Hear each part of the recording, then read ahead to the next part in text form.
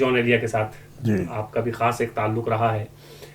جان صاحب کی محفلوں کا کچھ اگر آپ ذکر کریں کہ وہ کس طرح کی محفلیں ہوا کرتی تھی, کون کون لوگ اس میں بیٹھنے والے ہوا کرتے تھے؟ ہاں, محفلیں بہت اچھی ہوتی تھی. اصل میں دو طرح سے ہوتی تھی. ایک تو یہ تھا کہ جان ایلیا کو اپنے بھائیوں سے بھی ایک خاص انسیت تھی, تو ان کے گھر پہ شام کے وقت ایک محفل سی جمتی تھی جس میں لوگ آتے جاتے تھے ہر طبقے فکر کے. تو اس میں ان کے بڑے بھائی رئیس امروی ہوتے تھے, ان سے چھوٹے جو سید محمد تقی تھے جو جرنلسٹ بھی تھے, فلسفی بھی تھے, اور جان ایلیا بھی.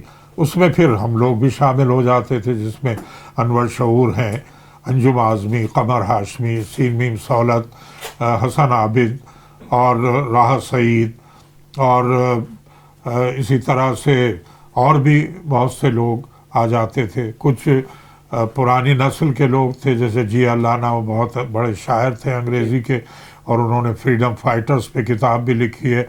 قائد اعظم کی ایک سوانح عمری بھی انگریزی میں لکھی ہے. تو وہ اس طرح کے لوگ وہاں آتے تھے. ایک تو یہ محفل تھی.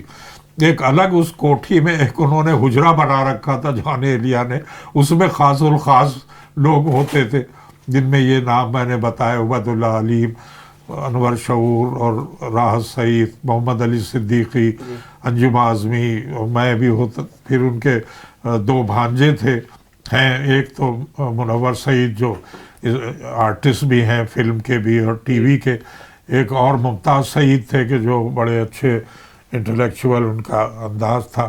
یہ سب وہاں ہوتے تھے, اور اس میں شعر پڑھے جاتے تھے, گفتگو ہوتی تھی, کبھی لطیفہ گوئی ہوتی تھی, کبھی یہ جو آپ نے کسوٹی پروگرام دیکھا ہوگا ٹی وی پر, یہ پہلے گھریلو اسی طرح ہوتا تھا. اس میں عبید اللہ بیگ, صلاح الدین, غازی صلاح الدین, قریش پور, یہ سب آ جاتے تھے. تو اس طرح سے وہ محفلیں بڑی دلچسپ ہوتی تھی.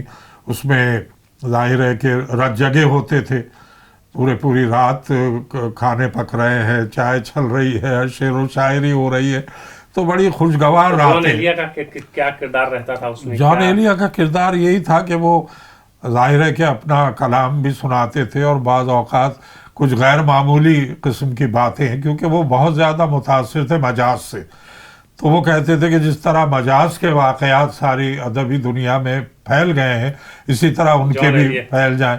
مثال کے طور پہ وہ کبھی کسی شخص کے بارے میں یہ کہہ دیتے تھے کہ بھائی میں اس شخص کے ساتھ ساری عمر گزار سکتا ہوں لیکن 2 گھنٹے نہیں گزار سکتا.